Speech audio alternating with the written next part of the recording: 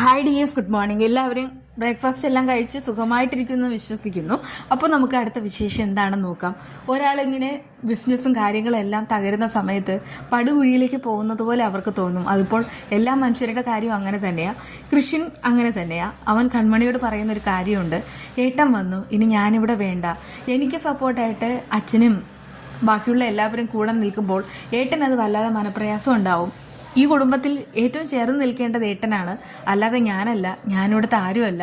അതുകൊണ്ട് എല്ലാം ഇട്ടെറിഞ്ഞ് ഞാൻ പോവാണ്, എങ്ങോട്ടെങ്കിലും പോവുക. എനിക്ക് ആരുമില്ല, ഞാനൊരു അനാഥൻ മാത്രമാണ് ഇവിടെ. ആരുമില്ലാത്ത ഞാനെന്തിനാ അവിടെ നിൽക്കണേ? അത് കേട്ടിട്ട് കൺമണിക്കാകെ ദേഷ്യമാണ്. എന്തൊക്കെയാണ് പറയണേ? ആരുമില്ലെന്നോ? എനിക്കങ്ങനെ തോന്നിയിട്ടേ ഇല്ല. സാർ ഒരു അനാഥനാണെന്ന് എനിക്ക് തോന്നാത്തടത്തോളം കാലം സാർ ഇങ്ങനെ അനാഥനാണെന്ന് പറയുകയും വേണ്ട. അതെന്താ കൺമണി, നീ എൻ്റെ അച്ഛനെയും അമ്മയും കണ്ടുപിടിച്ചോ? അവരെ നീ എൻ്റെ മുന്നിൽ കൊണ്ടുവന്നോ? അവരെ നിനക്ക് കിട്ടിയോ? അങ്ങനെ ഓരോരോ ചോദ്യം കൃഷി ചോദിക്കുകയാണ്. അത് കേട്ടിട്ട് കൺമണിക്ക് എല്ലാം പറയണമെന്ന് ആഗ്രഹം ഉണ്ടെങ്കിലും അവൾക്കൊന്നും പറയാൻ തോന്നുന്നില്ല കേട്ടോ. ആളിങ്ങനെ വിഷമിച്ച് നിൽക്കുന്നുണ്ട്. എന്നിട്ട് പറയാണ്, സാർ എങ്ങോട്ട് പോകുന്നില്ല, ഇവിടെ തന്നെ ഉണ്ടാവും.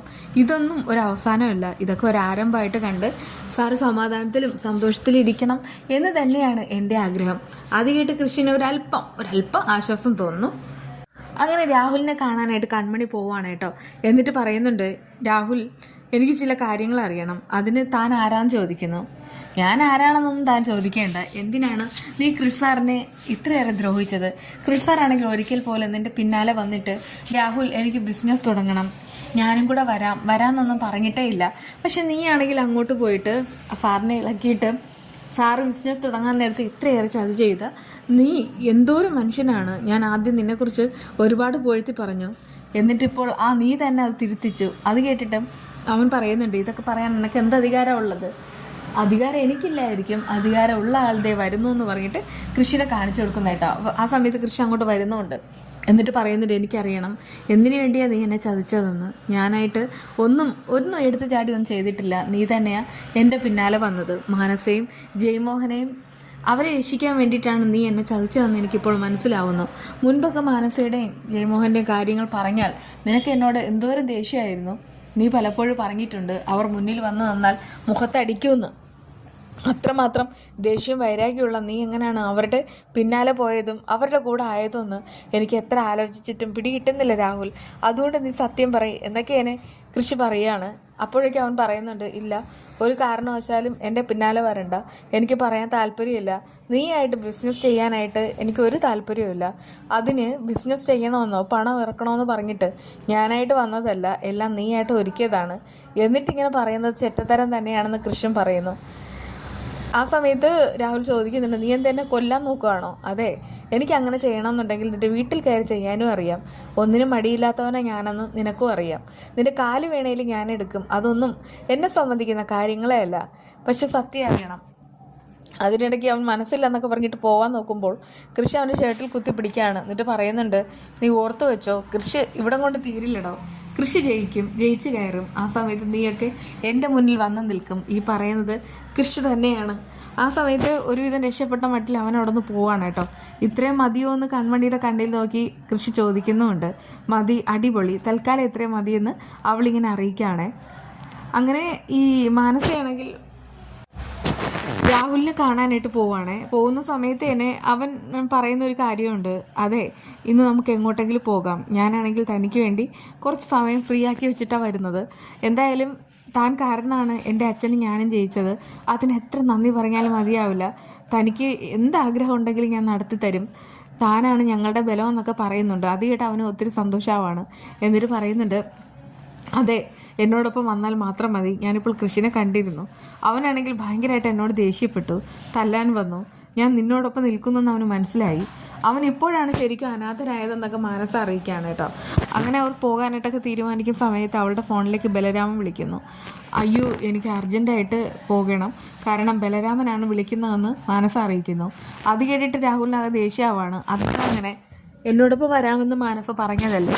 ദേ നോക്കൂ, രാഹുലിനെക്കാളും ഒരുപാട് ഇമ്പോർട്ടൻ്റ് ആയിട്ടുള്ള ആളാണ് എനിക്ക് ഈ പറയുന്ന ബലരാമൻ വിളിച്ചാൽ പോകാതിരിക്കാൻ കഴിയില്ല.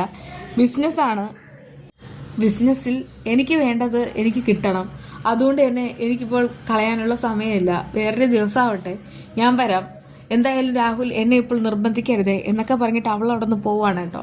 ആ സമയത്താണ് അവൻ ഷിറ്റെന്ന് പറഞ്ഞിട്ട് നിൽക്കുന്നുണ്ട്.